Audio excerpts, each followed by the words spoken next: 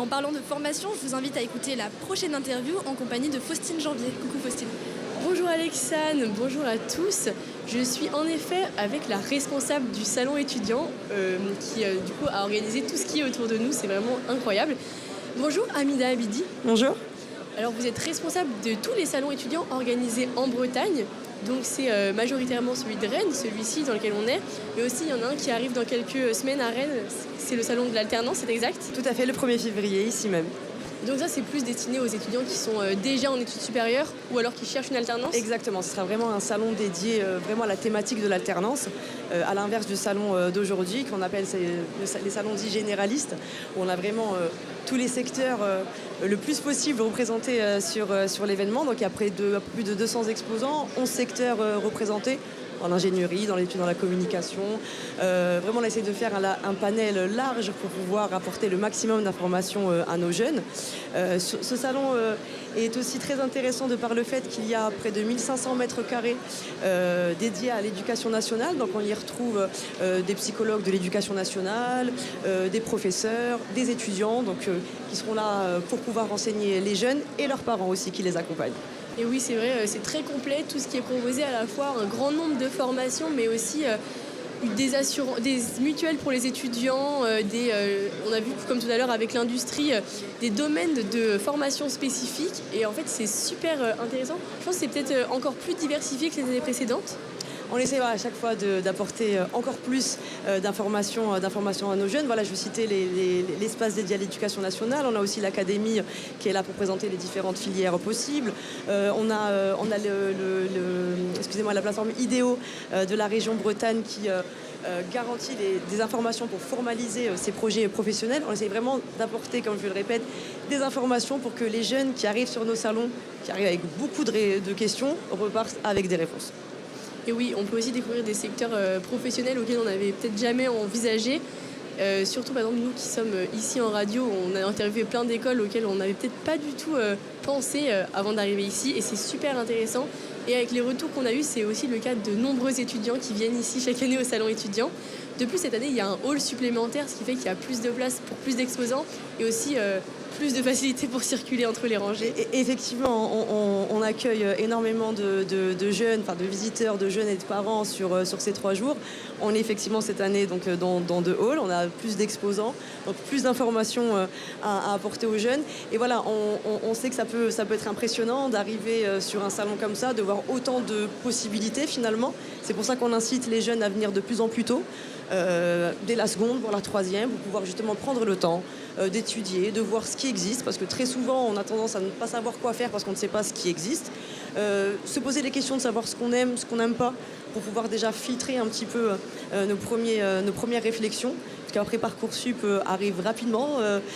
C'est tout le jeu des salons, de le salon des étudiants de Rennes, mais de tous les salons d'étudiants en France. Et oui, en effet, ça permet aussi l'égalité des chances, que tout le monde puisse découvrir une libre connaissance de l'information, au final, pour qu'on ait tous les mêmes chances. Et c'est vraiment super, surtout que le salon d'étudiants, c'est l'entrée est libre, gratuite. Il faut juste un billet pour pouvoir organiser tout ça. D'ailleurs, en parlant d'organisation, j'imagine qu'organiser un tel salon, ça doit être une ampleur de travail colossale. Est-ce que vous pourriez nous en dire un peu plus? Alors oui, c'est un travail de longue haleine, très intéressant. De longue haleine, mais très intéressant. Donc on sollicite beaucoup de pôles à l'étudiant, autant la promotion qui justement renseigne les visiteurs qu'un salon aura prochainement lieu. On a aussi nos équipes techniques sur place qui nous dessinent les plans que vous voyez là. On a le service conférence aussi qui est là pour justement décortiquer des thématiques tout au long de la journée sur certains points avec les parents, avec les jeunes, etc. En plus, je veux dire des stands qui sont des exposants qui sont directement là. Donc voilà, c'est vraiment quelque chose de très large et on essaye vraiment de se dire un jeune qui arrive sur un salon, ceux qui savent ce qu'ils veulent faire, c'est plus simple. Généralement, ils se dirigent directement vers la filière ou l'établissement qu'ils connaissent. Mais c'est tout l'intérêt aussi de dire aux jeunes, voilà ce qu'il y a, voilà ce que vous pouvez faire. Et oui, c'est très bien, ça permet de pouvoir donner accès à toute la connaissance, toute l'information nécessaire à tous les jeunes. Et vous avez raison, il faut mieux se diriger vers le salon étudiant le plus tôt possible et pas arriver en milieu de terminale complètement stressé par la perspective de Parcoursup. En amont, tout est bien, on essaie de vraiment mettre ça en place. On a plus d'une centaine de salons en France. Donc c'est une organisation assez dense.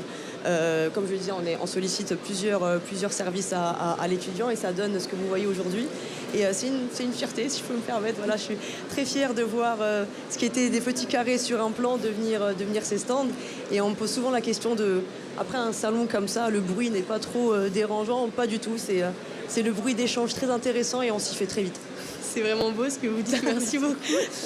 Et donc, vous nous parlez de l'étudiant. D'ailleurs, on remercie tout particulièrement, l'étudiant de nous accueillir ici, Radio SV, sur le salon, de nous donner l'occasion d'avoir interviewé toutes ces formations et donc de répondre à vos questions, vous qui êtes chez vous. Et vous travaillez pour l'étudiant depuis un certain nombre d'années, comment vous êtes retrouvé à travailler chez l'étudiant ? Alors l'étudiant, c'est une longue histoire d'amour. J'ai commencé quand j'étais étudiante moi-même à faire des petits jobs étudiants qu'on pouvait à l'époque sur différents stands lors des événements. Par la suite, à la fin de mes études, j'ai candidaté directement au siège. J'ai été recrutée, j'ai pu intégrer le pôle international. Donc j'ai eu la chance et le plaisir d'inviter et d'accueillir plutôt des établissements étrangers sur nos différents événements en France. Et par la suite, depuis maintenant 3 ans, j'ai rejoint l'équipe de l'Ouest. Donc je m'occupe des salons de la région Bretagne, comme vous le disiez précédemment. Et donc des salons de la région Bretagne qui continuent de grandir, puisque l'année dernière c'était un hall, maintenant c'est 2 halls. Et d'ailleurs vous venez de me dire précédemment que ce salon étudiant à Rennes aujourd'hui a 35 ans. Effectivement, la première édition était en janvier 90. Donc on a aussi le plaisir de voir des fois certains parents venir pour leurs enfants et nous dire qu'eux-mêmes étaient venus pour leur choix d'études. Donc on trouve ça très sympa aussi. Et donc le salon étudiant de Rennes qui aiguille les jeunes dans leur orientation depuis maintenant 35 ans. Eh bien, merci beaucoup à l'étudiant et merci beaucoup à vous, Amina Hamidi, d'avoir répondu à mes questions. Et surtout, nous remercions tout particulièrement l'étudiant en général, le média, pour tout ce qu'ils offrent aux jeunes, mais aussi pour cette place que nous avons aujourd'hui au salon de l'étudiant. Avec plaisir et ravi de vous avoir. Merci beaucoup, Faustine, pour cette interview. Chaque question trouve sa réponse, chaque projet son chemin. Écoutez Radio Saint-Vincent en direct du salon de l'étudiant. En effet, une interview du genre spécial se prépare à ma droite et à ma gauche avec 2 personnes que j'ai pourtant bien l'habitude de fréquenter. Il s'agit en effet de Faustine Janvier et de Erwan Ferrezou, fondateur de la Radio Saint-Vincent. Et oui, en effet, nous allons conclure ce salon étudiant riche en émotions et en nouvelles découvertes avec l'interview de Monsieur Ferrezou. Bonjour Monsieur Ferrezou. Bonjour Faustine. Vous accompagnez toute l'équipe radio sur ce salon et c'est vous qui êtes à l'initiative de la création de Radio SV à l'école Saint-Vincent. Oui. Et ce que vous avez créé, vous avez pas créé, excusez-moi, mais vous avez aidé à la mise en place de toute la partie qu'on a réalisée au salon étudiant. Quelle charge de travail ça représente ? Beaucoup de travail puisque on organise tout de A à Z, que ce soit dans les transports, dans les équipes, à savoir qui va jouer quel rôle, à savoir qui sera en technique, voilà. Donc ça demande beaucoup d'heures. C'est un travail en collaboration avec d'autres personnes, bien sûr, et puis ça prend énormément de temps, à peu près, je dirais, 1 mois et demi de travail pour vraiment être comme aujourd'hui dans de bonnes conditions. Oui, en effet, parce qu'il y a l'organisation, mais il y a aussi tout l'entraînement de toute notre équipe radio, que ce soit les journalistes, les postes d'animation et technique, de stream, et aussi l'école l'ESRA qui nous accompagne. Tout à fait, oui, l'école ESRA.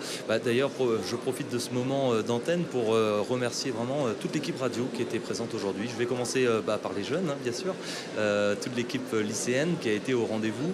Il faut savoir qu'en tout, vous étiez 32 personnes à créer cette émission, à participer à cette émission. Et nous travaillons aussi en collaboration avec les étudiants de l'ESRA Bretagne, que je remercie également, puisqu'ils ont bien collaboré avec vous. Et nous avons réussi à faire une émission vraiment réussie sur ces 2 jours. Et je sais que c'est beaucoup de travail. Je sais que vous êtes très fatigués aujourd'hui, mais la réussite est au rendez-vous. Je pense que les écoles qui sont venues sur votre plateau aujourd'hui sont très satisfaites de votre travail. Et je les remercie d'ailleurs d'avoir accepté ces invitations. Voilà. Je me permets aussi de remercier toutes les personnes qui étaient autour de vous aujourd'hui, que ce soit même des anciennes élèves, je pense à Maïlis ou encore à Carla. Je ne vais pas nommer tout le monde, ce serait trop compliqué, mais en tout cas, je tiens à remercier les anciennes, je tiens à remercier également l'association Radio Saint-Vincent, puisque c'est une association. Ils ont été également au rendez-vous avec entre autres aujourd'hui Madame Giuliani sur le plateau, aujourd'hui avec vous et hier aussi. Voilà, vraiment merci à tous les membres de l'association, aux professeurs de Saint-Vincent également qui nous accompagnent tout au long de l'année. Les partenaires de la radio, grâce à qui la radio est possible, avec Saint-Vincent Providence, bien sûr. Je profite pour remercier aussi M. Deparsco, directeur de Saint-Vincent, pour la confiance qu'il nous donne, voilà, et puis pour nous permettre ce genre d'événement, voilà, et ce projet qui est mené tout au long de l'année dans notre établissement. Vraiment, c'est un plaisir. Je remercie l'école de l'ESRA Bretagne. C'est d'ailleurs l'école que vous avez fréquentée quand vous étiez plus jeune. Tout à fait. Quand j'étais plus jeune, merci Faustine de le rappeler. Effectivement, j'étais étudiant à l'ESRA Bretagne, et qui est une très bonne école et que je remercie d'être en partenariat avec nous, qui a permis de réaliser ces plateaux aujourd'hui. Et l'ESRA Bretagne qui collabore tout au long de l'année. C'est-à-dire qu'ils font des émissions avec vous, les étudiants de l'ESRA en ISTS, mais aujourd'hui aussi en ESRA. Et ça a été un plaisir de voir toute cette fourmilière, je voudrais dire, travailler et réaliser cette émission. Donc voilà, vraiment, merci à toutes ces personnes, merci au personnel éducatif qui a donné un coup de main aussi aujourd'hui, puisqu'il y en avait aussi beaucoup. Je remercie ceux qu'on ne voit pas. Ça, c'est important parce qu'on a vu les journalistes, on a vu les animateurs, les animatrices, d'ailleurs uniquement des animatrices aujourd'hui d'ailleurs. Mais en tout cas, je remercie aussi toute la partie technique, voilà, parce que c'est 32 jeunes, je l'ai dit tout à l'heure, 32 jeunes qui ont été sur le vendredi et 32 jeunes sur le samedi, et ils étaient au son, à l'image, à la lumière. Il y a aussi des étudiants qui actuellement sont dans le studio de Saint-Vincent. Voilà, donc je les remercie également pour leur participation et pour votre engagement tout au long de l'année. Voilà, c'est un plaisir de travailler avec vous et d'avoir cette génération qui prend le relais de tout ce que j'ai pu connaître encore jusqu'à aujourd'hui. Et voilà, je vous souhaite vraiment de continuer comme ça et que vous trouviez tout ce qu'il vous faut, tous les outils qu'il vous faut, et que vous puissiez continuer à développer vos personnalités au travers de ce média. Voilà. Eh bien, monsieur, je pense qu'on peut, au nom de tous les étudiants de Radio Saint-Vincent, on vous remercie aussi pour toute l'implication que vous mettez pour nous permettre de mener ces beaux projets. Et c'est une activité extrascolaire qui vous demande sans doute beaucoup de temps, qui nous demande aussi du temps, mais on est toujours très heureux de réaliser des émissions avec vous. Oui, merci pour ça, Faustine, merci beaucoup, merci à l'équipe.